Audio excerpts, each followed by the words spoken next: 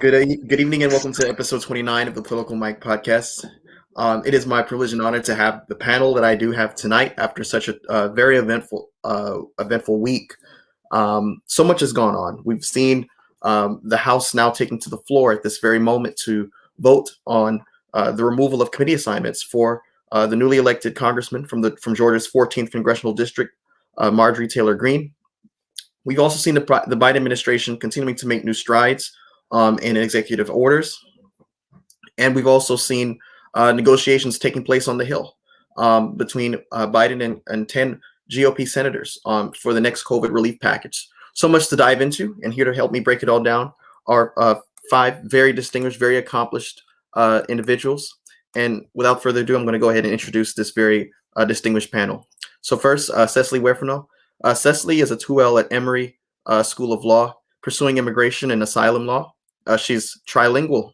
She's fluent in Spanish, English, and Mandarin, and she's working in Korean in her short but spare time. She met me during our time at Oakwood University in Huntsville, Alabama together, and she's excited to be a part of this enthralling discussion. So Cecily, it's a privilege and honor to have you for the first time. It's about time I have you on the political mic, so thank you for being here. Next we have Zach. Next we have Zach Tolan. Zach is a second-year Juris Doctorate candidate at Howard University School of Law, with an eye towards public interest law and public criminal defense in particular. He was born and raised in Allentown, Pennsylvania, and spent much of his youth pursuing opportunities to discuss political, social justice, and moral issues, and philosophical issues as well. Upon graduation from high school, he was awarded the National Society of the Sons of the American Revolution, Valley Forge Chapter, Bronze Good Citizenship Medal, based on the qualities of dependability, cooperation, leadership, patriotism, and personality. Zach then attended the George Washington University, where he earned a Bachelor's of Arts degree majoring in history and minoring in creative writing, and a political science degree, and was inducted into the Phi Beta Kappa Society. Since beginning at Howard University School of Law, Zach has had the opportunity to intern at multiple nonprofit public interest organizations, including American Atheists, a group dedicated to upholding Thomas Jefferson's vision of a wall of separation between church and state guaranteed by the First Amendment, and Environmental Defense Fund, a group dedicated to protecting the environment and advocating for social justice through an environmental lens. So Zach, your resume precludes you. Thank you so much for being here. I'm excited to have you. I've heard Zach, personally in class, and every time he speaks, it's very profound, and he brings so much to the table every time. So I'm excited to have him on the political mic tonight. Next, Clifford Fields. Feel free to lower the bar a little bit. Next is Clifford Fields. Clifford is a graduate of Oakwood University in Huntsville, Alabama. He graduated with a Bachelor's of Arts in International Studies. He's currently studying at the Loyola University College of Law with a focus in maritime and international law. Clifford has worked on local campaigns in Maryland and Alabama. He aspires to practice space law and become a legislator. So Clifford, I've had an opportunity to pry in one of the classes when I went back to visit my alma mater, and I've heard Clifford in action. So I'm excited to have Clifford on tonight too. And next, a very good friend of mine, Nate Honore. Nathan is a law student at Quinnipiac University School of Law in Connecticut. He has a passion for human rights. And he's no stranger to the political mic. He's been on here a few times, so it's always a treat to have him. I'm glad to have him back. So Nate, welcome. And last but not least, Mackenzie Boyd. Mackenzie was born and raised in Wichita, Kansas. She is currently in her spring semester of her sophomore year at Oakwood University in Huntsville, Alabama. She's a public policy major, and she minors in public relations. She serves as the student government Supreme Court justice. She's the youngest to be appointed to this position so far, and her goal is to become a political commentator with a focus on providing clear, concise, and understandable content for a broad audience of viewers. Angela Rye was her inspiration, and she hopes to make an impact twice as big as the one she's already made. Such an amazing panel. But I want to start off by discussing the COVID relief pitch that the GOP lawmakers have made to President Biden. So this past Monday, President Biden held a 2-hour meeting with a group of GOP senators who proposed to slim down his 1.9 proposal for coronavirus relief The Republicans proposed, the GOP proposed package is estimated to cost about 618 billion. So this is significantly less than the 1.9 trillion that Biden has put forward.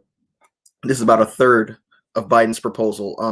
It provides $160 billion for vaccines, $132 billion for a smaller unemployment benefit package, and $1,000 for direct payments to Americans, the unemployment benefits, according to an official summary of Senator Susan Collins of Maine, who was leading the group, someone who has now new leverage as a moderate Republican senator, said that it was a frank and very useful discussion. I want to get your thoughts, panelists, on this whole ordeal because, we're coming into this new administration on the heels of the last one where there seemed to be no hope in sight towards the end where we're getting closer to Christmas to have a COVID relief package. Now, all of a sudden, we have these senators meeting with Biden and they're saying, look, let's limit this down to 619 billion.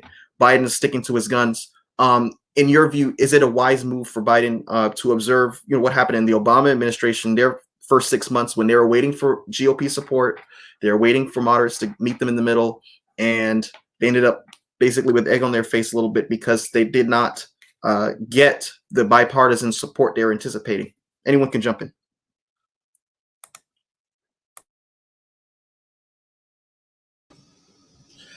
I guess I'll hop in real quick.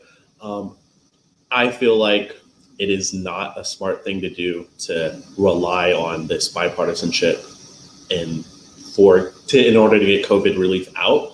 However, I would say that putting the olive branch out to get at least like Collins on board, that one foot in the door that you need to get to show that you're being bipartisan without actually relying on them and bending the knee to the Republicans, because at the end of the day, if they really wanted to, they could just force everything through with the tiebreaker vote.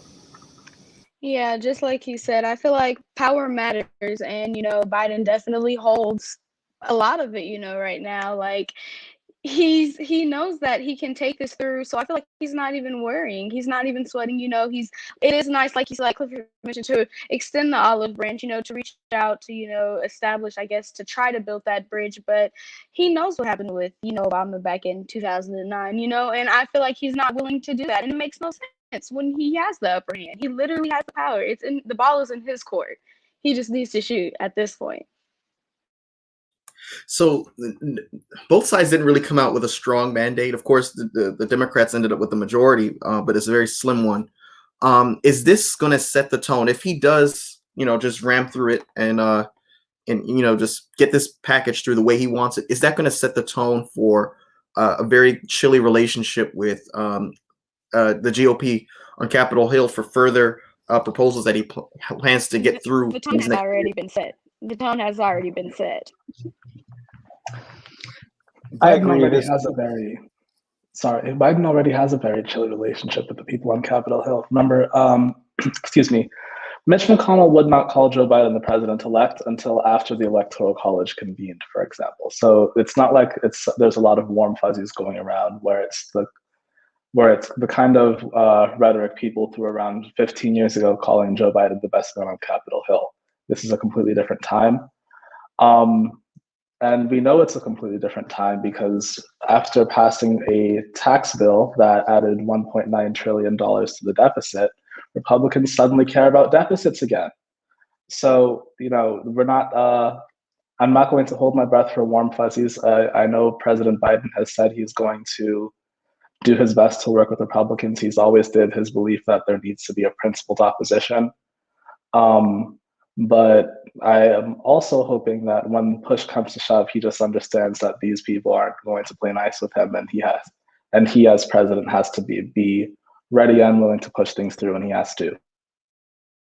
Yeah. And this past Sunday on CNN's State of the Union, Rob Portman, who just recently announced he's going to be retiring in 2022 because, quote, legislation has become too hard, says that he hopes Biden will meet with the lawmakers and strike a deal rather than have Congress advance legislation through a special budget process known as reconciliation, which would allow Democrats to bypass the Senate 60 vote threshold and approve a larger relief package without any GOP support. He was hoping that Biden would make more of a bipartisan effort. And I've heard Meghan McCain on The View argue last week and say, look, you promised that you're going to be a bipartisan administration. Why are you exceeding the or already issuing in a flurry of executive actions, moving unilaterally and looking as if you're trying to set the tone where you're not really looking for GOP support. It'll be nice to have, but you're not going to be fighting for it, bending over backwards for it. This is not what we voted for, those Republicans who, I guess, voted for the Democrat for the first time in their lives. What is your response on that to those kinds of criticisms? I actually, I know Zach wanted to mention something before, the whole, no, it's okay. We all were like trying to say something. So just real quick, personally, I don't trust Senator Collins because when we were discussing like impeachment and we were, trying to get Republicans on our sides, she kind of led everyone on to believe that she was going to vote for the impeachment in the Senate trials. And then she didn't, and so I even think like it's like almost a like smack in the face to be like Senator Collins leading this sort of middle line when we were trying to like discuss with her middle lines, she was like, yeah, sure, and then nothing. But I do want to hear Zach's point on it. And as far as Republicans being upset that Biden's not quote unquote like following bipartisanship lines, I think it's too early in his presidency for Republicans to be too complaining, especially after the other side has been so lacking in bipartisanship for so long. So I think, I was listening to some podcast, I don't remember which one it was, and they were mentioning how Biden was specifically saying, like, I know that I've passed a bunch of, executive orders, but I just know that it's like me trying to get things back to the status quo in a sense. And so I think even though like this looks like it is him just outright refusing any bipartisanship, I think it's him more so just trying to get things back to the status quo. Zach? Yes. So I think this is a difficult situation because on the one hand, it's been 11, 12 months almost of this current situation where people are not being able to support themselves properly because of coronavirus complications. And yet I think it's been easily less than $3,000 over the course of an entire year has been put out in aid. People can't survive on that. And we're almost a year into this. The first month or so, there were reports of landlords, rent forgiveness, and people banding together. But how people aren't doing that now? It's been a year in. The landlords can't continue to forgive rent that long and also survive. There needs to be more support out there, just as a practical matter for this country to not totally collapse in on itself. So saying, well, let's hold back and let's be more fiscally responsible about this and make it a $618 billion bill rather than $1.9 trillion. Realistically, that's not a huge amount. They're both ridiculously large numbers, and it's going to put a huge amount of debt regardless. And one has a larger chance of helping. But on the same, on the other side of things, I believe I read on Tuesday that Senator Joe Manchin has said that he would not support passing this through reconciliation without bipartisan support. And if he stands in there and he throws a wrench in our calculations, makes it a 49-51 vote, then reconciliation doesn't even work. So I think Joe Manchin might end up being the most powerful man on Capitol Hill for the foreseeable future, because he can potentially stop everything. If he just says, well, I don't see any Republicans voting with this block, so I'm not going to vote for it, regardless of necessarily whether or not the bill needs to be passed, whether or not Republicans are willing to break with the party line and finally get behind some actual COVID relief. We're in that situation. And that's a good point because, oh, go ahead, Mackenzie. Yeah, I just want to say, like, this isn't like, it's not like a radical liberal wish list. Like, this isn't something that is just like, we're gonna play. Like, this is what is needed. Like, people need this. And just like Zach made the point, like, both of them are still gonna, create this big dent. So it's not even like, I'm not going to say it doesn't matter, but like what matters is the people, and the people need it. And that's just the bottom line. This isn't just out the air thin with it. It's also worth noting that Biden has committed to has actually looked over certain portions of the Republican bill. And while everyone's in agreement that it's an embarrassingly small number, including the fact that Biden's plan actually includes more for school reopening than the Susan Collins plan, even though Republicans are screaming about the need to reopen schools, he has actually openly stated that he will consider looking at lowering the cap for stimulus payments, which in my opinion is a terrible idea because money isn't worth the same in every part of this country. $100,000 in, say, Wyoming is not worth $100,000 in New York or Maryland or Georgia. But I do think that if Biden wants that since Democrats have these numbers, I do think they should kind of at least be a little bit more aggressive. If you want 1,400, you don't come to the table and say, I want 1,400, play a little bit of hardball. And the thing with Biden is that, remember, Biden has more experience in the Senate than Lyndon Johnson had. And so Biden brings to the table relationships with some senators. He brings to the table an intricate knowledge of how the entire process from bill to law works. He was on the Judiciary Committee. He served on the Foreign Affairs Committee. He was someone who was a key player in the Senate. And so he's a senator at heart. And the idea that he's naively going into this, because a lot of people criticizing him before he was even inaugurated, saying, how is he going to get bipartisan support? How is he going to break down the polarized climate that has just accumulated over these recent years? And Biden he doesn't reveal too much in terms of showing off his cards, but I think that him deciding, look, I'm going to go through with this, regardless of if I get Republican support, sends a strong message because it lets you know where the line is. People want to know how far they can push you. They want to know how far you're willing to go. And if you set the boundaries now, that's going to set the tone for the next 2 years, 4 years. And so I think in that regards, it's a tactical move. But what's also interesting is that recently, today, actually, a group of prominent Democratic lawmakers announced legislation calling on President Joe Biden to cancel some student loan debt using his executive power. Now, this is interesting because when we had, the episode with first-time voters, that was a key issue. Student loan debt is a huge issue, especially with the virus. So the resolution, which is non-binding, calls on President Biden to use executive action to wipe out up to $50,000 in federal student loans debt for all borrowers, and to ensure that there is zero tax liability for borrowers after any administrative debt cancellation. It also suspends student loan payments and interests for the duration of the pandemic, and says that the Secretary of Education has broad administrative authority to cancel the debt. This is a significant change from the previous administration. I want to get your thoughts, panelists, on this new proposal.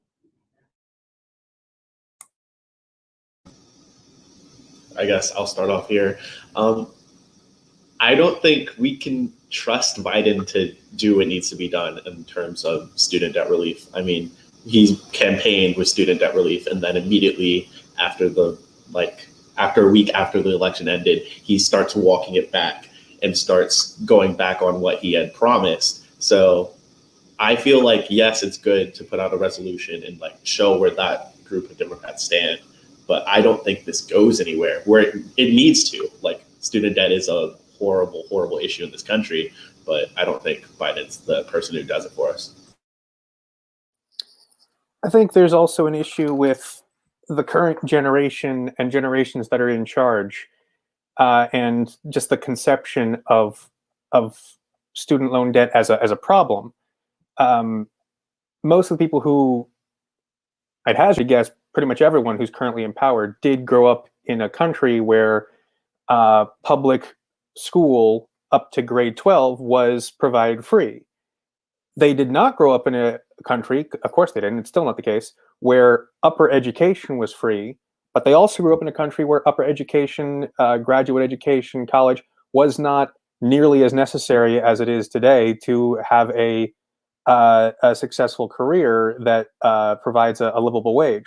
Now, not every career necessarily requires a college degree, but a vastly larger majority, or at least proportion, of the careers that are available for those of us going to school now, requires some form of higher education, for which we do need to either take out loans or expend massive amounts of personal finances in order to get, which changes the equation, because it's no longer, you can't just go through the free state provided 12, 13 years of education up to the graduation of high school and be fine.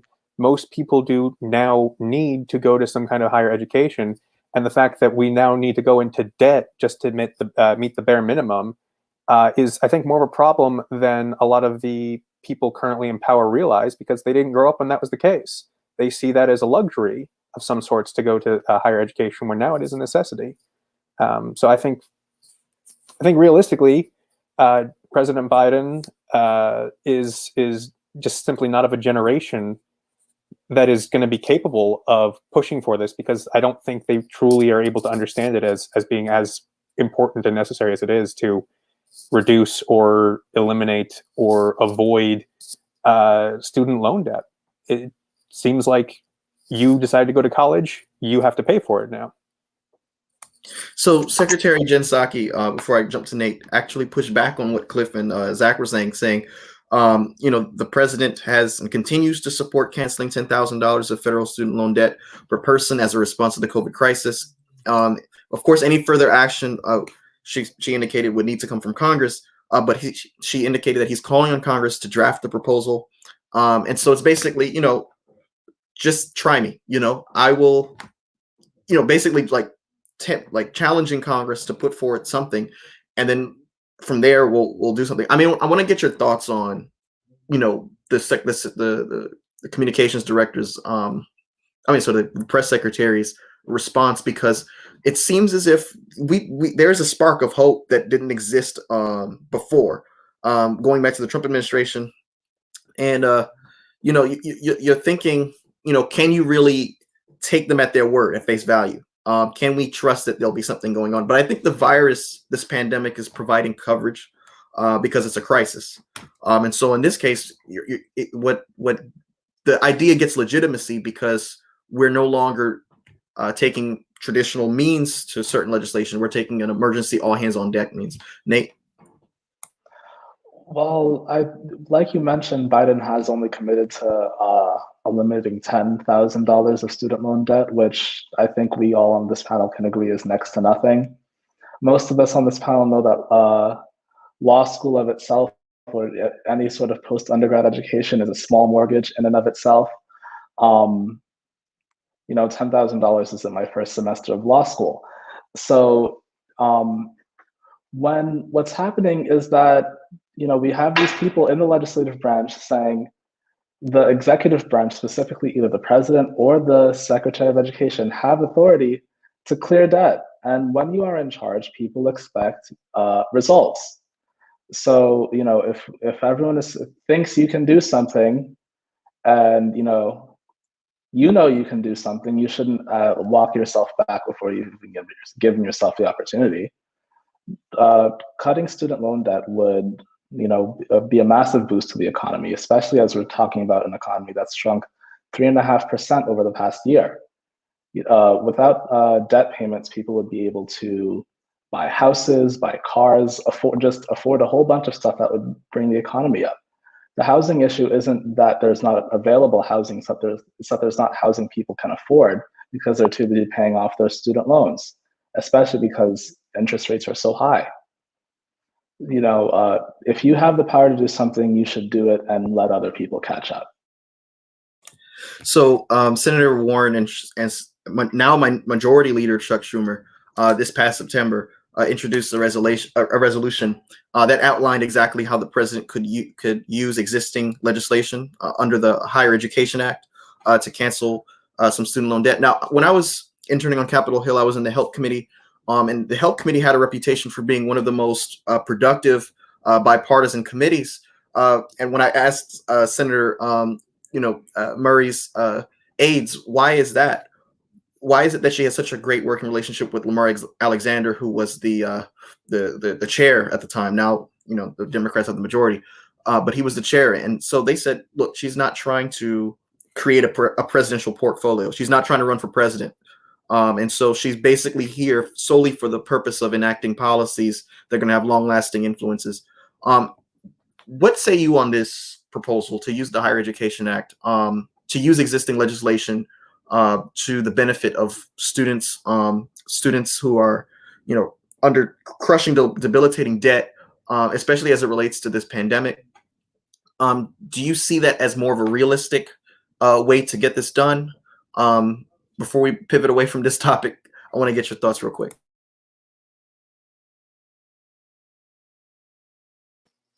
I mean, if I could jump in real quick, I'd say use any method available. This is a crisis, and part of the crisis is the fault of the federal government. I believe might have been 20 years ago, might have been a bit more.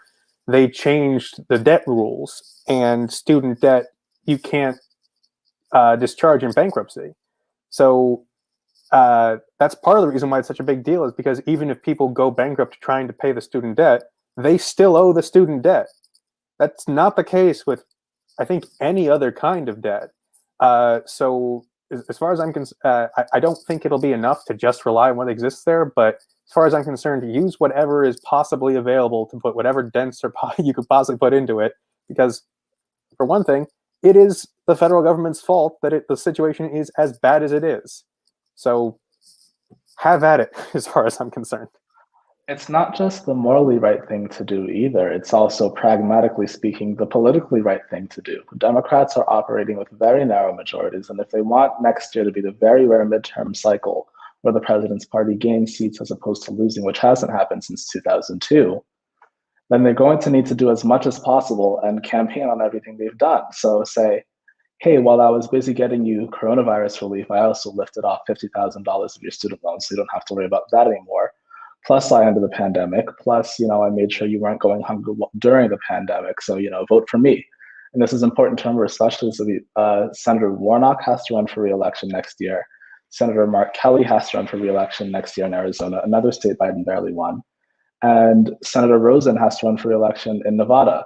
There are very gettable seats for Democrats to pick up, but there are also seats that Democrats need to play defense in, and they need to remember that.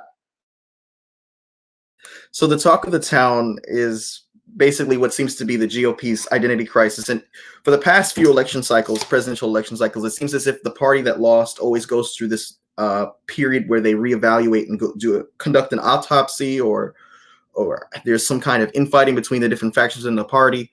And the question is, which voice will prevail? I remember in 2012, there was a big autopsy that was conducted.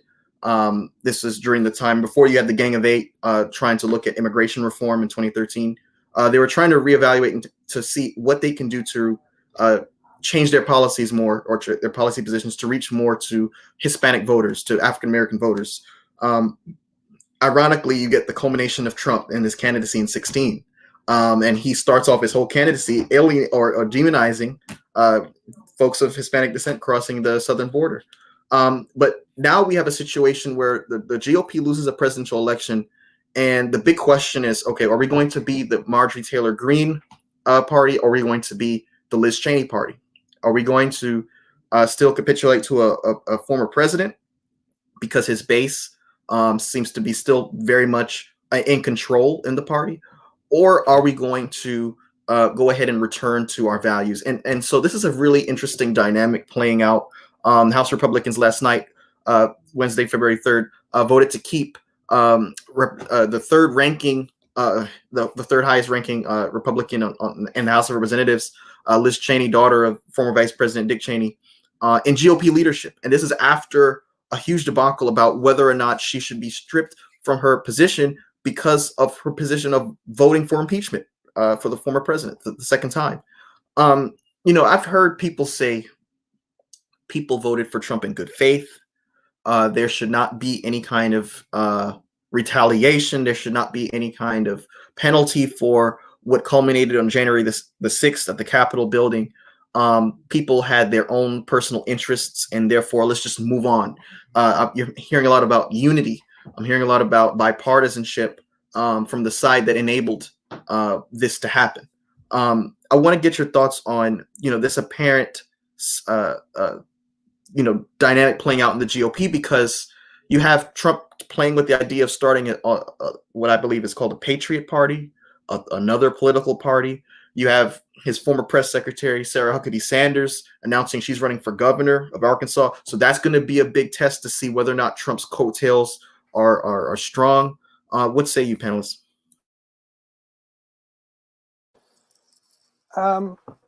Well, in all honesty, this is not surprising to me in any way that this is going on. If you look at history, you can go back as far as about 1860, the 1850s. Every 50 to 60 years or so, both parties go through dynamic shifts and changes to their identities. We're at about that time, and actually, about 10 years, about last decade or so, both parties have undergone and been in the process of undergoing identity shifts. We had the Occupy movement on the left, sort of identifying with the Democratic Party more so, gave rise to, in 2015, 2016, and this past few years, the rise of so-called democratic socialists. Bernie Sanders, Representative Ocasio-Cortez, the whole squad, rising in influence in the Democratic Party. And at the same time, you have a similar, if mirrored, effect happening in the GOP. About 60 years ago, we had a very similar thing. The parties actually switched identities. Nothing is clear about the fact that the party switched than the fact that I think 1950s, 1960s, you still saw the North was solid red and the South was solid blue. And generally speaking, the North is now pretty blue and the South is now pretty red. No one talks about Dixiecrats anymore because that stopped happening in the 60s when they all became Republicans. In the early 1900s, we had the parties have a massive shift with the progressive movement. So, every 50, 60 years, the parties have this identity crisis, and I think it's just happening again. And right on time. So we're going to have to wait, I'd say, a few more years before things settle for a while. And then before, in our lifetime, it's going to happen again, I think. I actually wanted to jump in with breaking news. Apparently the House has decided to out blah blah blah House Representative Green from all of her duties. It just happened, and 11 Republicans actually voted in favor of it. I think, there is currently a shift in identity happening, but I think there's also a strong feeling of hindsight is 2020, and I think there's gonna, even though there will be a shift, as there always is, I don't think everyone's going to stick with this Trump politics that's happening right now, because I don't think they realize it's feasible to try and create a united America. It seems to me. Go ahead. You go. Okay. It seems to me that the Republican Party is trying to run on a tightrope. Kevin McCarthy, for example, apparently yesterday is fully supportive of Liz Cheney staying in leadership, but he also won't publicly speak out against Marjorie Taylor Greene. So you can't be the party of Liz Cheney, who is doing everything she can to move the party away from Trump. In my opinion, I think she's going to run in 2024 exactly on that, for a return to traditional Republican values as opposed to Trumpism. So Kevin McCarthy can't have that, and Marjorie Taylor Greene thinking that Nancy Pelosi is eating babies in the Capitol in the Capitol kitchen. So you have to pick one or the other. This tightrope act isn't going to work, especially if this party infighting carries into next year. So with this kind of infighting among the Republican Party and the Democratic Party, to reach out to take advantage of the infighting and do as much as they can while they're too busy squabbling amongst themselves. And Mackenzie, if I could just say this real quick before I bounce to you. I think it has to be said that Liz Cheney had more courage than the majority of these Republican men and these folks, because remember, they voted in secret last night.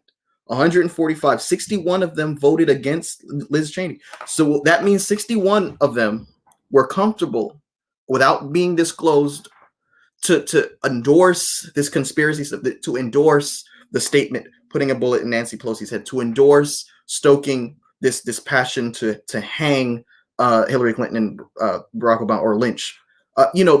These are the people who are completely fine with that. And so this whole notion where it's just people would like to wrap it up in a nice little bow and say this is Trump's fault. Let's move on. He's done. He caused all this, but it wasn't Trump.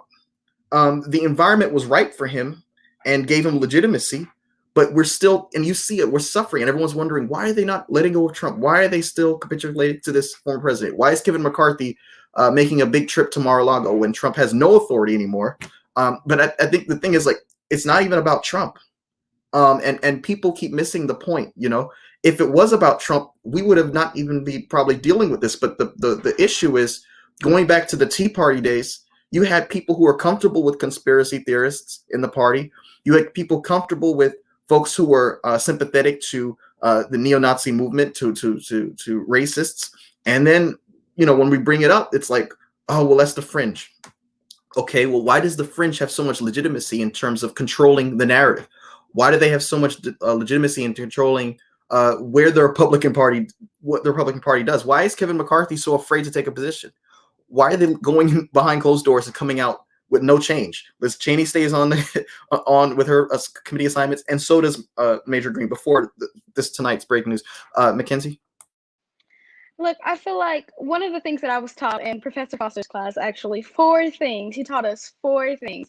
The one thing that I can remember that I can put to this is, political parties, what they should do, what their goal is turning public preference into policy. So they're supposed to go out there, they're supposed to do what their people, what their constituents want them to do. So like you said, these are people who are okay with saying these crazy things. These are people who, they're from the same cloth, but they might be on 2 ends of the spectrum, but at the end of the day, they're still one. They're still going to have each other's back, and that's why you see her staying on the committee, and that's why you see, it's at the end of the day, they may be separate, but they're still, on the same principle. And they're all crazy to me, if you ask me. But if I could just jump back in here really quickly and mention that this is also a sign of how different the Republican Party is.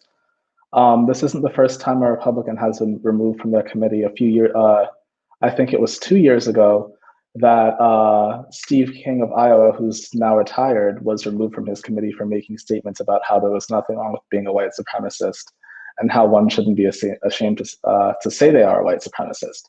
And pretty much the entire Republican caucus condemned him, and they were the ones leading for him to be removed from his committees. But now, for only 10 or 11 Republicans to vote against removing Marjorie Taylor Greene from our committee, despite the fact that she has threatened violence against other members of Congress, has attempted to say that that any member of Congress that doesn't take the oath of office on the Bible is not a valid member of Congress, that the same ballot that she was elected on is fraudulent because Joe Biden won Georgia, that Nancy Pelosi and AOC are frying babies in the Capitol kitchen, that only 11 Republicans are willing to say, hey, that maybe that's a little too far, let's dial it back a little bit. It shows how different the Republican Party is from 2 years ago, even as it looks exactly the same. And I just want to add, because a lot of times people say, well, both sides. In 2017, if you remember, and this was during the same Roy Moore deal, when Doug Jones was winning that Alabama Senate and stunned political pundits all across the country, you had the situation with Al Franken.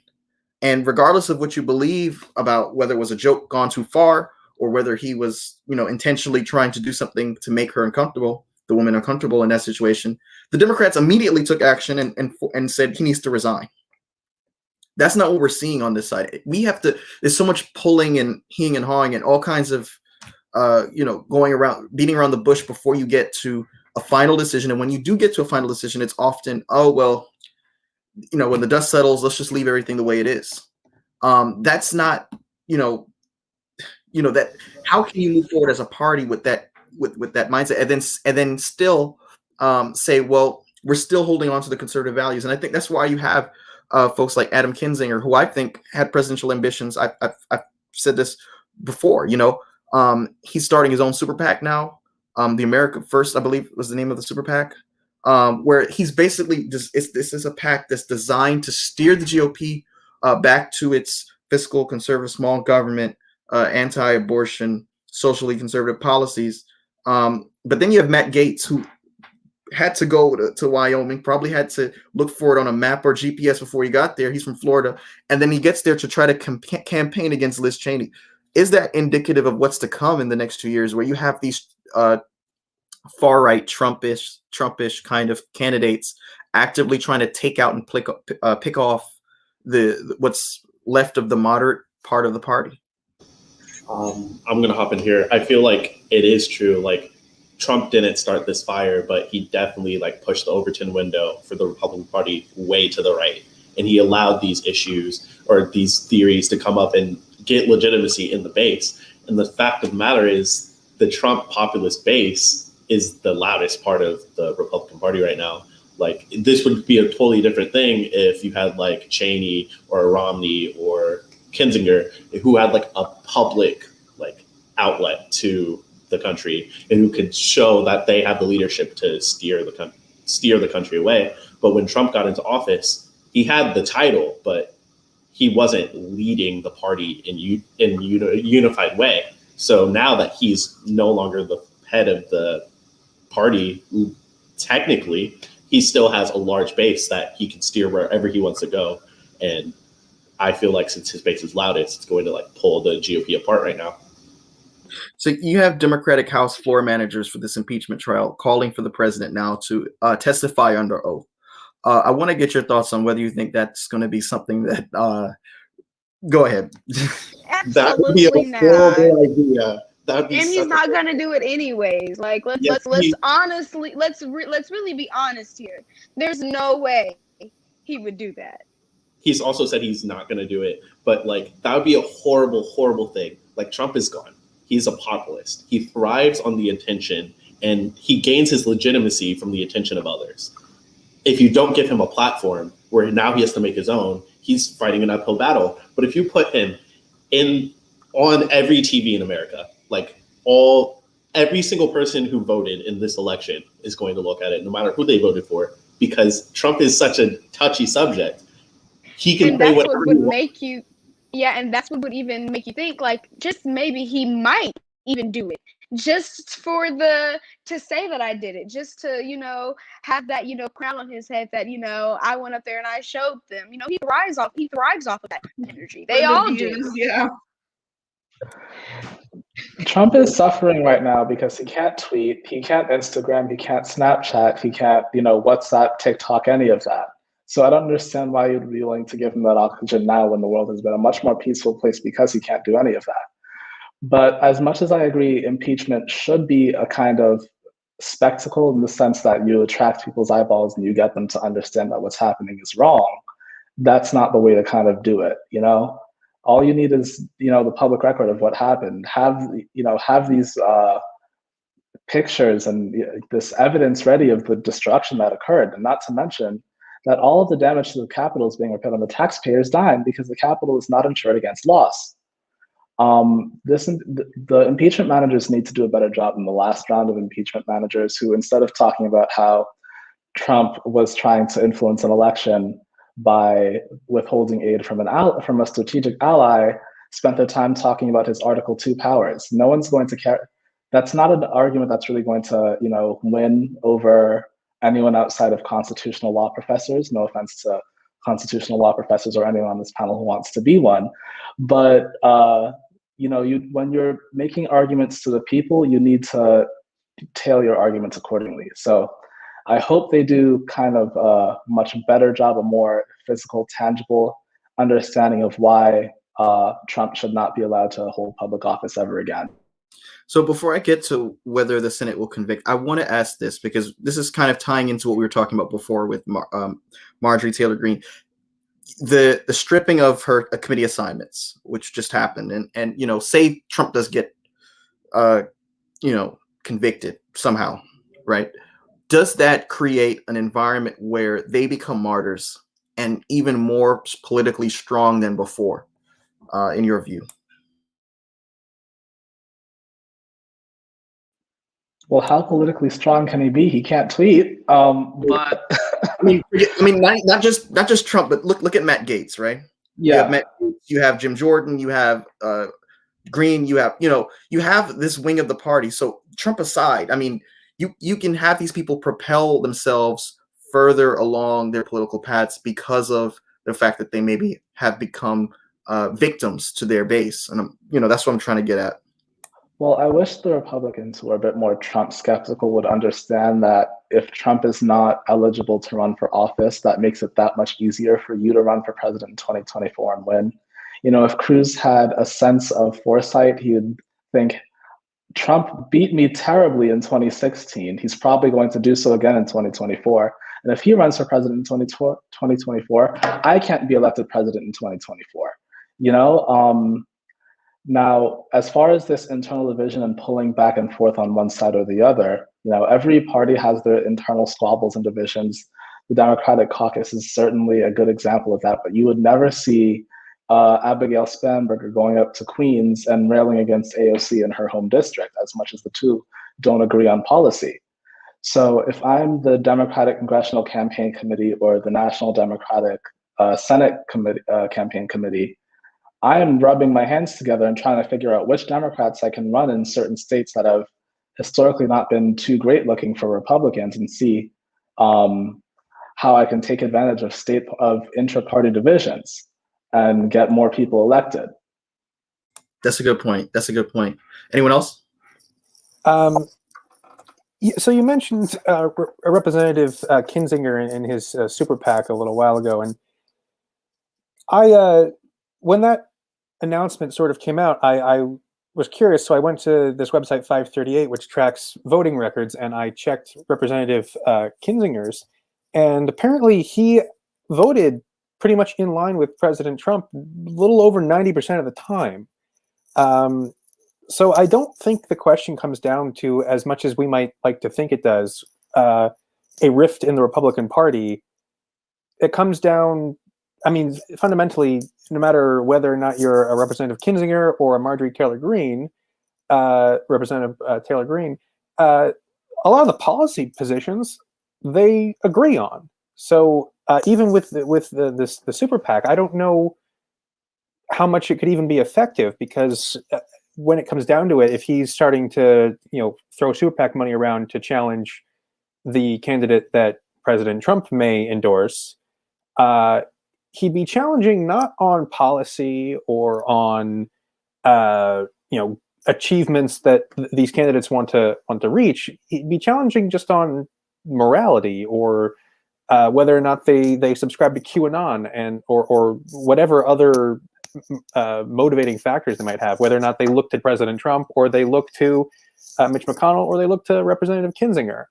Regardless of their motivation or their news source, the party is more or less in line with the same policy goals.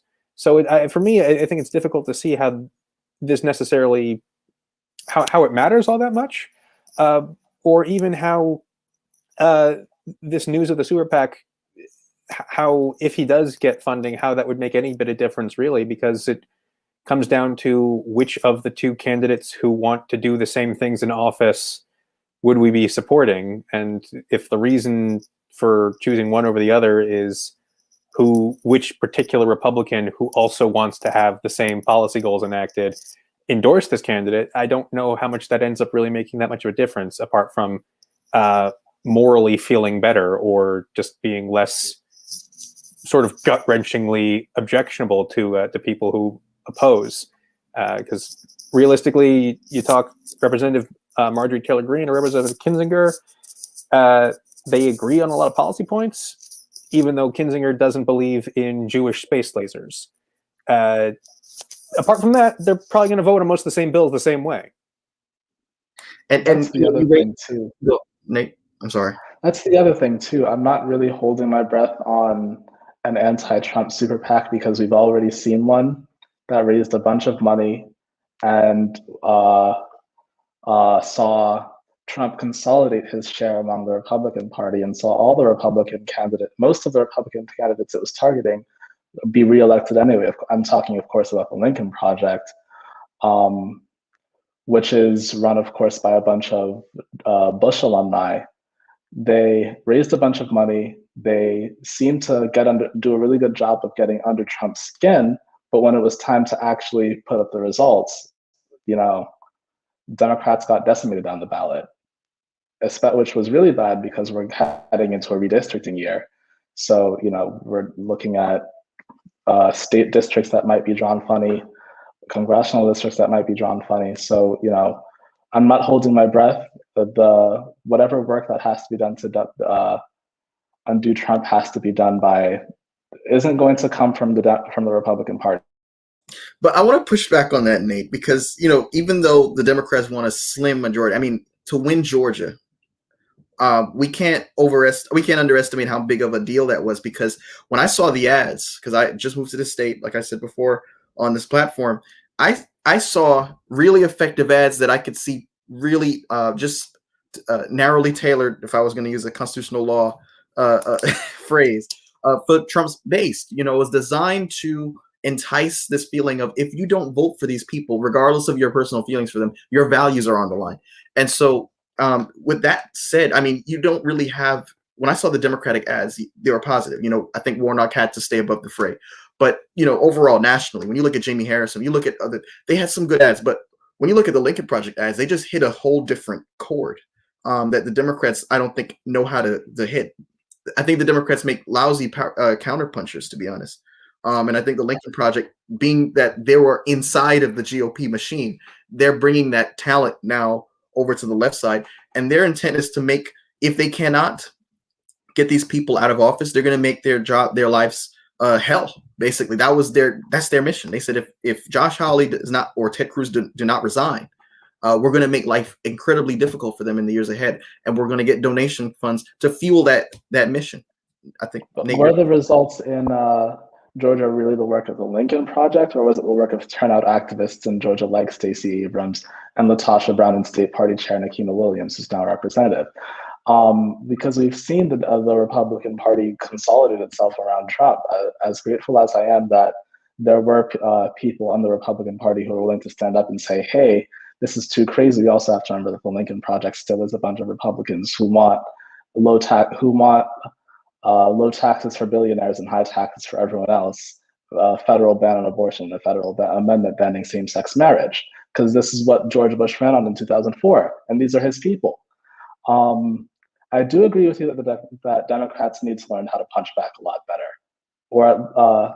and that the party needs more people like Lieutenant Governor Fetterman of Pennsylvania, who is willing to stand up and say, none of what you're saying is true, you're a stupid liar, and here's why, without having to worry about bipartisanship or being invited to the Christmas party.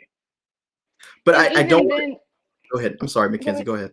And even then, like you said, we were talking about AOC and Schumer for the primaries in 2022. Like, I mean, it's not even just per se Republicans and Democrats. This is a Democrat, Republican thing. Like, you have Schumer, you have AOC can possibly, take Schumer's seat next, come next go around, and it's like, that's what the people want, and that's what the people need. They want somebody who's going to get on live, who's going to sit here for over 89 minutes, for 90 minutes, to sit here and talk about her feelings, how she feels, and really talk about what she wants to do, what changes that she wants to make. That's what people want. Is Schumer really is he the leader for the dire hour? That's what people, and when it comes to the Democrats stepping up, that's what they're looking for. People like AOC who are, and like Nate said, people who are willing to step up.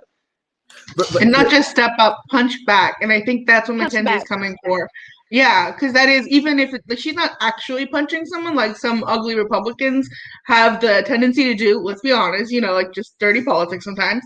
But like the way she punches back is very clean and very like almost ladylike, which is almost upsetting because it's like, come on. But obviously females have a lot more stigma that, they'll call them terrible words, or even if, they're not even doing anything so terrible, like, in comparison. So I agree with Mackenzie, but I also understand who Schumer is. But I think the primary one would be fun. So go ahead, Mike. I was just gonna say we can't discount the dysfunction that happened in Georgia, and you don't really see that on the Democratic side. I have to argue because you had the Secretary of State Raffensperger literally saying, enough is enough. The legislators need to condemn this violence and these actions. President, you need to stop these violence and these actions, inciting them.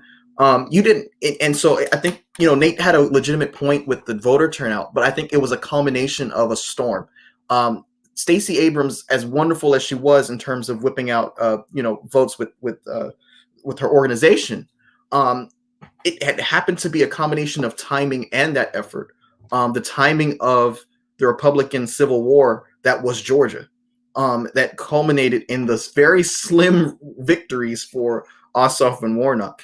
And so I think, going back to the Lincoln Project and the fight between the moderate wing and the more fringe wing, I think that is such an intense battle going on right now.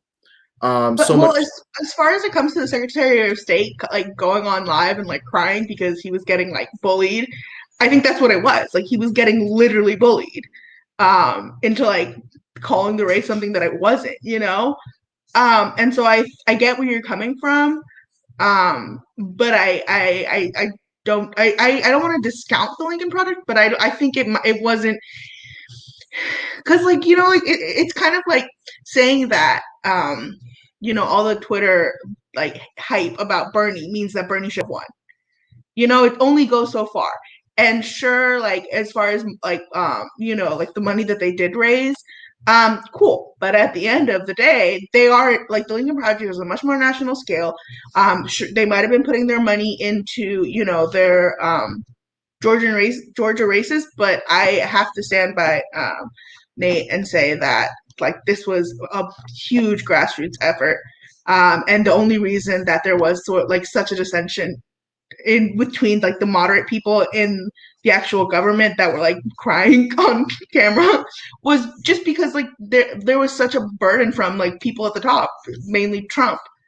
I also want to hop in after Cecily and agree with her because like we talk about Georgia, but the Lincoln Project didn't win other states that were red. Like Texas went red. It could have gone blue had the Lincoln Project actually gotten results. I 100% believe that Texas could have gone blue, but it didn't because I don't think the Lincoln Project gets the results that it's aiming for.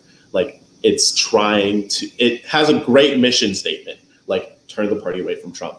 However, I reject the idea that they're actually successful at pushing for that change because like the people who were going to vote for Trump don't care about the identity politics. Like they like Trump because he's brash, he's bold, he says whatever's on his mind, and I don't care what you say because you've been trying to silence me for God knows how long. But the Lincoln Project doesn't address that. They don't get down to the nitty gritty. And when they do try to put out really, really, really good campaigns, it doesn't matter because the people they're talking to don't care. So, I want to ask this question. Do you believe in all sincerity, going back to the 6th and comparing now the climate now in terms of where we are fresh off of the Capitol Hill riots and where we are now, do you see realistically the Republican Party voting to convict Donald Trump? Do you see us getting 17 Republican senators? I mean, you have Mitt Romney, you have some moderate Republicans who are like, we need to convict him. And at first it looked like Mitch McConnell was actually almost like rubbing his hands together over the thought of finally putting Trump behind them once and for all. To Nate's point earlier, that seemed to be legitimately in their interests, because if they do that, then they're free of him. And even though the base would be upset, I mean, how long would the base be retaliating against the politicians they have to choose from? Your thoughts? I don't see this happening for two main reasons.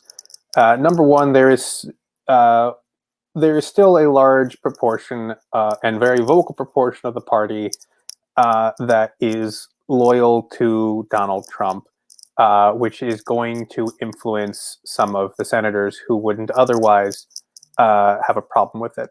I think there are also some senators like Senator Hawley who probably wouldn't have supported it anyway because he was also doing things to encourage the insurrection, so it'd be very odd for him to vote for impeachment of President Trump because of causing insurrection, and then also have to kind of awkwardly be like, but I think I should keep my seat. That's not a problem.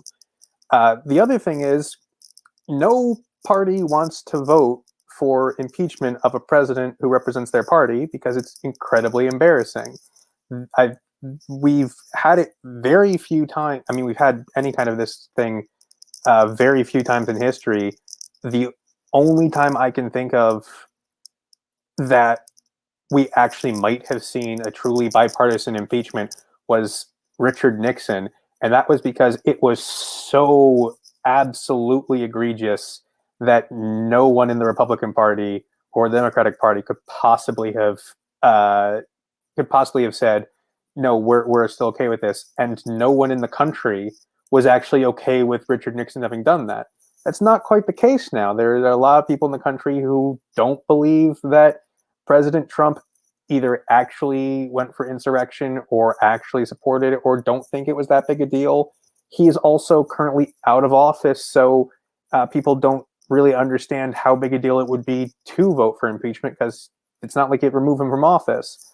So it would be incredibly embarrassing to have the first president to actually have an official impeachment conviction be a Republican. And I don't think the base or the country is, certainly not the country, is nowhere near as clamoring for it as they were even in the 1970s. I don't see the kind of force behind it that would be necessary to actually convince people, Republicans, to vote to condemn the highest elected member of their party. It would be a black stain or orange stain for all history on the Republican Party. But I want to, I guess analyze what you just said, because going back to the Nixon era in the early 70s, I think we have to consider the fact that what Trump was impeached with both times, I think, was more egregious than what Nixon was going to be impeached for before he resigned. That was pertaining to the Watergate burglary. We're talking about, hey, can you do me a favor, though, President of Ukraine? Can you look up for dirt on my political opponent here in the United States? And then if you don't fight like hell, we're not going to have a country. Those were his words. And then in December, it's going to get wild on January the 6th. So I think that the issue is, back then, you had a time limit where, first of all, you had 3 channels where people got their news from. And then you had a time where they said, and that concludes our broadcast day. Everyone goes to bed. Now everyone's staying up late because that's when all the best conspiracy news comes out. Because that's when the political commentators, according to your political affiliation, have the best news to share with you. And I think it's a matter of people making truth relative. Well, he didn't really incite it. Why didn't he incite it? He said these words. Well, that's not what he meant. Well, we have the evidence lined up. We have, he said these words. It had this response. And this is the result. But, Cliff, I think you were going to say something. I really want to look at this as like a game theory kind of way. Like, there's the thing called the prisoner's dilemma, which is basically if people collaborate, everybody wins. You need 17 Republicans to all team up with the rest of the Democrats, and they all need to vote to impeach. Then you need the rest of the party, like the rest of the voting base, to accept that option. Where like 3 out of 4 Republicans, I think they believe that there was something wonky with the election. But what happens if you get 16 Republicans? If somehow, some way, randomly, a person drops out, that means that those 16 Republicans who voted for impeachment, but the impeachment doesn't happen, you just screwed yourself. You just committed political suicide because everybody knows who you are. Everybody knows that you turned against Trump. And that's why he's not going to be convicted, because there's so many different factors that need to take place that are up in the air. So people are scared. There's no way that they convict. I'm not going to hold my breath for a Trump conviction as much as I'd like to see it happen. I don't think it will. The Republicans that so far have indicated they're leaning towards yes votes all have their own political reasons that they can vote yes. Susan Collins just got reelected. She's not going to be up for election until 2026. And this might be her last term anyway. Pat Toomey is retiring. Mitt Romney is incredibly popular in Utah, and Trump is not so popular in Utah. Lisa Murkowski has already survived a Tea Party challenger that beat her in the primary, and she won off the strength of write-in votes.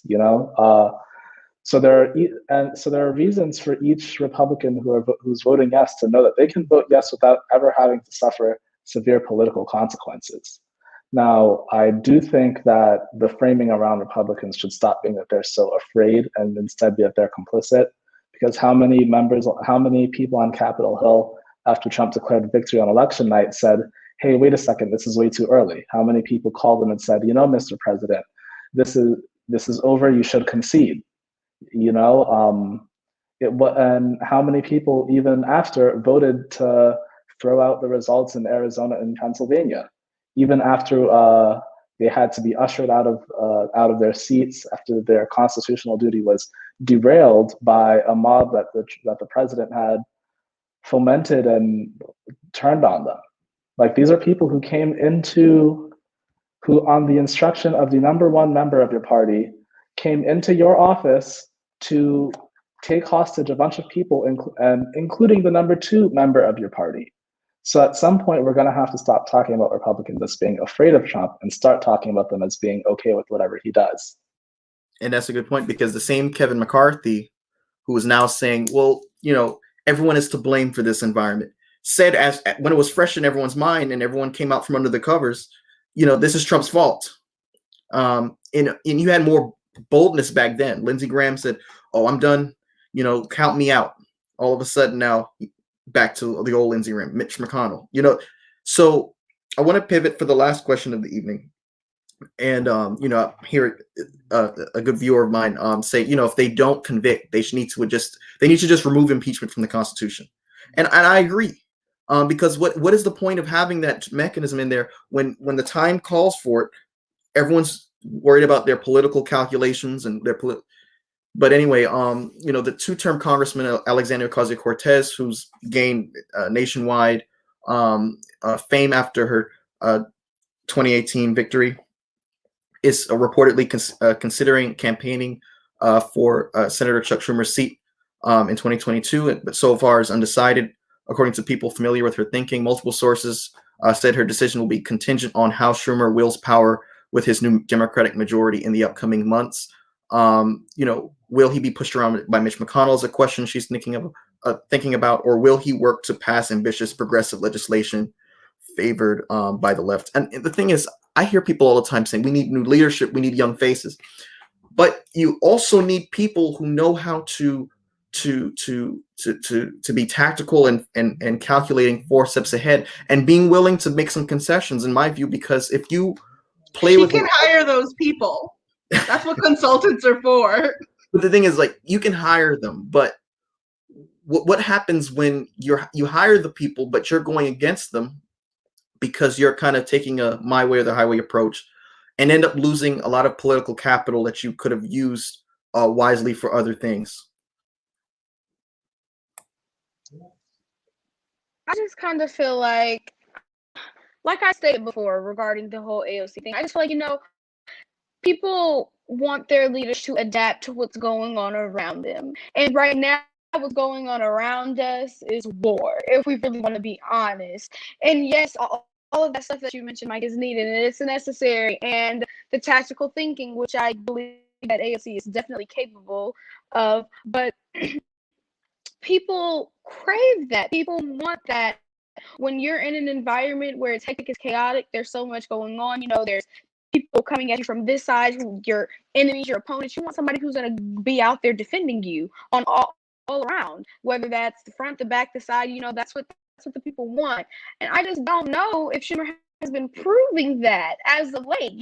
It's not looking too well. People aren't settling.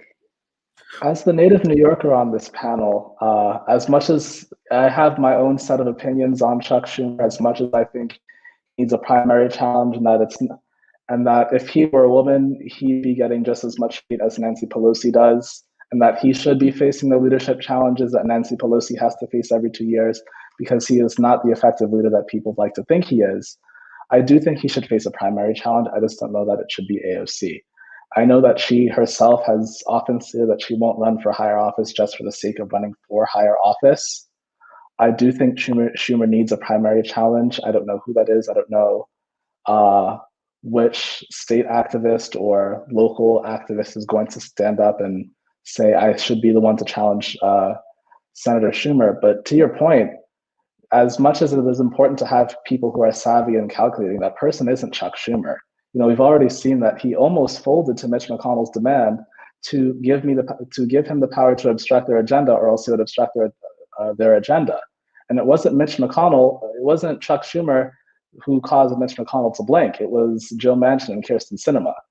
Now, Schumer has never been majority leader before. This is the first time he really is the senator from New York getting all the attention, because 2 years into his term, Hillary Clinton became a US senator, and so she was getting all the attention, even though she was the junior.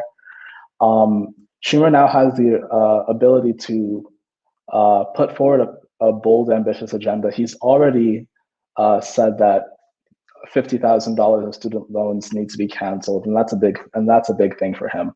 But much more of Schumer's positions just really aren't that well known. We don't know where he stands on things like healthcare or how much pandemic relief we should get, because that's also a big point of contention within the party. Joe Biden said before the Georgia runoffs, $2,000 checks will be going out the door, but now that's been taken down to $1,400. Now, personally, I think Biden didn't campaign on let's do arithmetic together. He campaigned on $2,000, but that's the kind of things that Democrats have to be cautious of, because limiting themselves before they even have to. So as much as I think the threat of an AOC challenge should be maintained, I don't think that AOC herself should be the one to challenge Schumer. Go ahead, Clifford. Nathan just hit a point that I really wanted to talk about, is the threat of an AOC challenge is arguably more important than an actual AOC challenge, because AOC can push him left without even needing to do work. Like, AOC just needs to exist and have the political capital to make the whispers.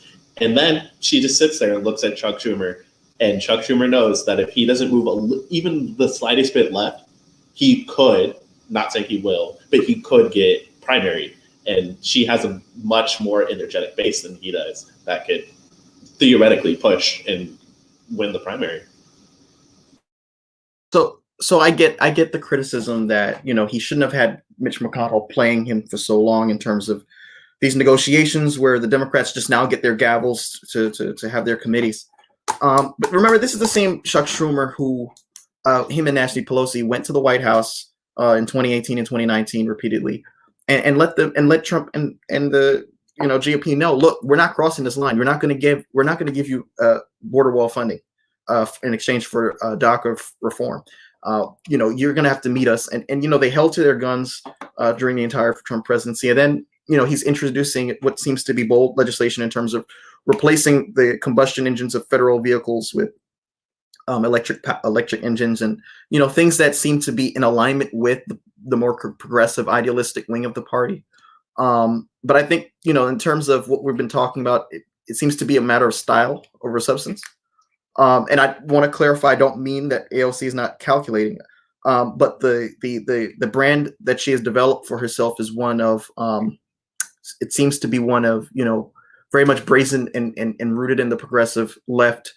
And she's been branded as someone who is uncompromising. And I'm wondering if that would work against her political benefit. Why are we so worried about uncompromising? In 2018, Republicans saw a historic loss of House seats. And instead of say, hey, I guess this means our policies are incredibly unpopular, they doubled down. Bipartisanship isn't just the responsibility of Democrats. And, the focus has to be, am I trying to be, Elizabeth Warren said it best during her presidential campaign. We cannot be so eager to be liked by Mitch McConnell that we are willing to forego the progressive agenda that the American people want. We know that Democrats can win anywhere without ever having to give up on key democratic things, because we've seen Democrats win elections in Georgia and in Arizona. We know that a $15 minimum wage is popular nationwide. We know that drug liberalization is popular nationwide. We know that Medicaid expansion is popular nationwide. So if Democrats aren't willing to push for these things because they're more afraid of being seen as uncompromising and might miss out on their invitation to someone's Christmas party, then do you really need to be in office if you're not willing to do what you were elected to go for? Not to, elevate politicians, because I do think we need to always be willing to hold our elected officials to account.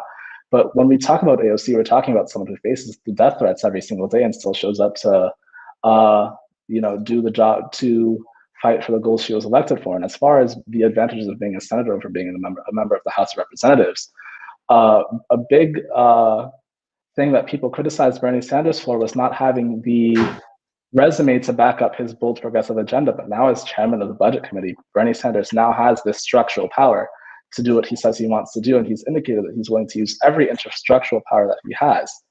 As Senate Majority Leader, Chuck Schumer now has that too. So it remains to be seen what he's going to use his abilities for. And like Clifford said, just the knowledge that AOC is staring at him from across Capitol Hill should be enough to kind of scare him to say, oh, okay, maybe I should do this a little differently. Maybe I should do that a little differently. Now, again, I don't think that AOC should be the one to challenge Schumer. At this point, I don't know that she could actually win a statewide primary challenge. Though elections in New York are won downstate and in Buffalo and Albany, Chuck Schumer does still maintain some upstate Democrats who tend to be a bit more conservative and moderate might be a lot more comfortable with Schumer than they are with AOC. I don't see AOC sweeping New York City the way people might think she will. So I think this is an interesting conversation, because I think it goes back to the old, do you want to be right or do you want to win kind of thing that people argue. I think in this situation, though, is running against Chuck Schumer the only way in which she can use her leverage to pull him to the left? And so absolutely not. And she has so many other things at her disposal, which is why I don't think she should do it right now. I think the wiser thing would be to wait until he retires and then run for the open seat, because she'd be able to clear the field that way, as opposed to trying to take on an incumbent. We've already seen an ambitious representative with a bright future squander it all on a primary challenge that did not need to happen, and now Joe Kennedy's not in Capitol Hill anymore, and Ed Markey is back and better than ever. So I don't think that she should challenge him, but I do think that she should at least keep up the pressure and the ruse. Yes, the pressure and kind of the gossip that she's exploring a run and heavily considering a run, to at least kind of let him understand that he's got an AOC problem if he doesn't get his act together. Because even as far as control over the caucus, Nancy Pelosi keeps a very tight hand over as much as I have my own issues with Speaker Pelosi, she keeps a tight hand over her caucus. When there are certain things that need to happen, that Pelosi is going to get the Democrats that she needs to do what has to happen. It's how she was able to get even the most conservative Democrats on Capitol Hill to vote in favor of impeachment, with only two defections, one who is no longer a member of Congress and one who switched sides to the Republican Party. It's how she was able to get unified Democratic support for this impeachment. But for Chuck Schumer to be the Senate Majority Leader, not even be able to get to rein in Joe Manchin, it took Kamala Harris going to West Virginia and then the governor of West Virginia saying, we need a big stimulus, for Joe Manchin to get on board and say, okay, we need a big stimulus. It shows me that Chuck Schumer does not have the tight control, and it highlights the need for, if not new leadership, more assertive leadership. Because AOC herself has always said, it's not how old you are, it's the age of your ideas. So, business as usual is what got us Trump. Business as usual is going to get us another more competent and even more charismatic Trump. Before I jump to you, Zach, what do you make though of the notion that Mitch McConnell and the Republican senators who are in this slim minority are rubbing their hands, hoping that the Democrats overplay their cards? Like, if they go hard, if they go really assertive and don't make some concessions to get, say, something done with infrastructure, something that Mitt Romney or Pat Toomey, Lisa Murkowski can jump on. If they say, look, this is where we're going. And I think this kind of goes full circle to our first topic of the night. This is where we're going. And if you don't jump on board, you're going to miss the boat, basically. Is that going to be effective going forward? Because remember, when the Democrats had the trifecta in 2008, when we had the presidency, when we had the House and we had the Senate, there are people who are saying, go bold, go bolder than this. Do something more than just the stimulus and the Affordable Care Act. get, and the Affordable Care Act was the thing that they ran on, and they characterized it as the Democrats going out of control, and that gave rise to the Tea Party movement. I'm wondering if we're setting ourselves up for a similar scenario. I think, Zach, you had something to add. Yes. I think there's a lot of nuance to this that becomes difficult to think through. For one, when Representative Ocasio-Cortez is accused of not compromising, they're not accusing her of being unwilling to budge from a single-payer system to some other kind of reform. They're saying you have a problem with, for instance, to take the Marjorie Taylor Greene suggestion, you have a problem with agreeing that there are Jewish lasers being shot down from space. You're not compromising with me if you're not willing to take a step that way. It's not the best example, but if someone from the Republican Party says, absolutely not, I have no interest whatsoever in pursuing a single payer system, I want to strip the Affordable Care Act and get rid of that, that's my position. When Representative AOC says, no, we're not just going to get rid of the Affordable Care Act, we need to reform and improve healthcare, that's when they start accusing her of being unwilling to compromise. So, there's a degree to which it's true she's unwilling to compromise, but she's not willing to compromise a position that is sane with a position that is insane, because you can't just get a middle ground between something that might have a chance of working and something that's just completely diametrically opposed and doesn't make sense. You could get a middle ground between two okay ideas and figure out somewhere in the middle that makes neither side totally happy, but both sides still get something that they want. But to suggest that she can't compromise because she won't totally undermine her position to adopt the opposing position, that's not an issue of compromise. That's just an issue of not completely bending and snapping. My issue is not the right word. My view of the sort of threat of primarying Senator Schumer is, I doubt it's something that she actually wants to do. Back in 2015, 2016, I'm still convinced, I don't think Senator Sanders ever wanted to become president. I don't think that was the thing he wanted to do, but much as he was considering in 2012 primarying President Obama when it seemed like he might cave on the Affordable Care Act and other Social Security benefits. And at a meeting, they got into a heated argument about that because Senator Sanders told him, you cannot do that. You cannot abandon the values of the party and the values of this country and just give away the social safety net. There were talks that he might primary President Obama then, and I don't know how necessarily how much President Obama considered those thoughts that he might get primaried by, the old Jew from Vermont, or how seriously he took that as a threat. But after that meeting, he certainly did. He stopped considering just giving up on entitlements. Similarly, whether or not she actually announces a primary, or if she's just there presenting this more liberal view of what I think most of us consider the liberal party, and letting that influence Senator Schumer and help move him and other parts of the party further to the left and further to where she sits. And from the sound of it, I think most of us here tonight also sit. I think that's a different matter, and it fits more with my impression of where she sits as a representative and as a person. That I don't think she's in this for the position or the glory. I think she's in this for trying to make certain change, and if she can do that as effectively as she can when she's in the House, I don't know that she's going to push to take a Senate position, especially from someone like Chuck Schumer, who does generally tend to swing towards the left, even if he's not necessarily as liberal as she might like. But the party, I said earlier, both parties are going under identity shifts. The thing right now is that we see it much more loudly from the Republican Party because there is a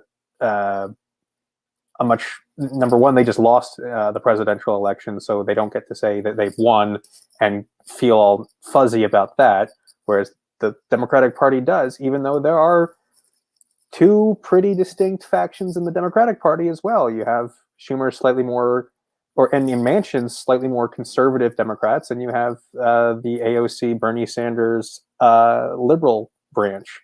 And I think the liberal branch is probably going to end up winning out in the next few years, or at the very least pulling the more conservative Democrats more to the left, and realistically pulling Schumer or somebody else who might take his place more to a liberal position on many things. But I personally, I doubt that we'll ever see, or not that we'll ever see, but that we'll see in the next few years, AOC running for Senate. I don't think that's something that she really wants to do.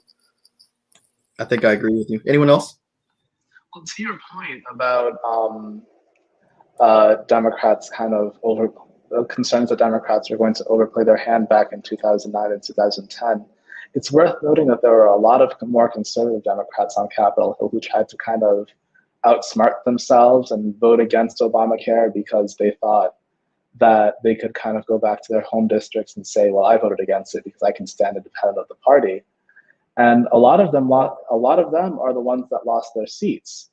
The big issue with Obama's two big signature legislative accomplishments, the Affordable Care Act and the stimulus, is that they weren't ambitious enough. The Democrats allowed themselves to get talked from a position of strength to a much weaker position. So everyone now accepts that the money that Obama put out was way too small, even though he was pressured to kind of reduce it. But Democrats can't keep planning to be in the minority. If you're in the majority, you've got to act like you're in the majority. When you're in charge, people expect results. And if you give people results, they're going to vote for you.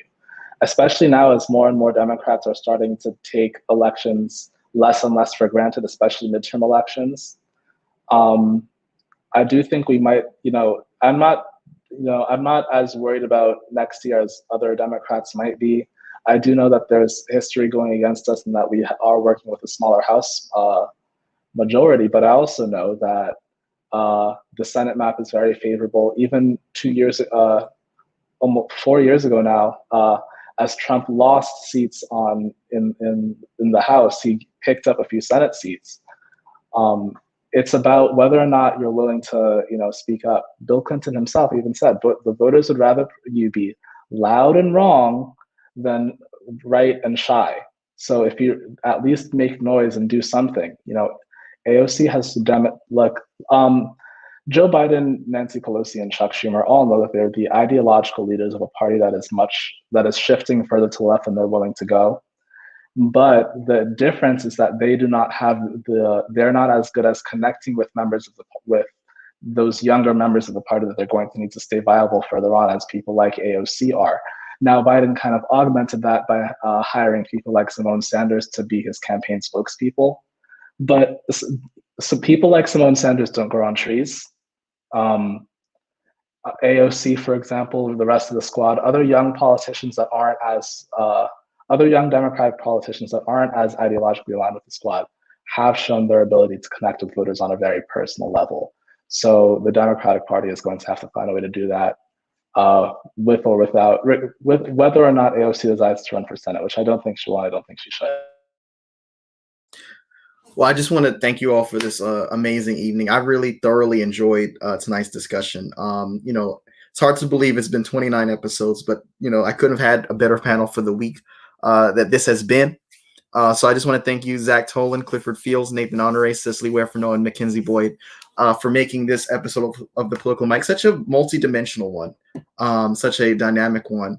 I thoroughly enjoyed myself, and I hope that you would be able to come back on if you'd so like to do so.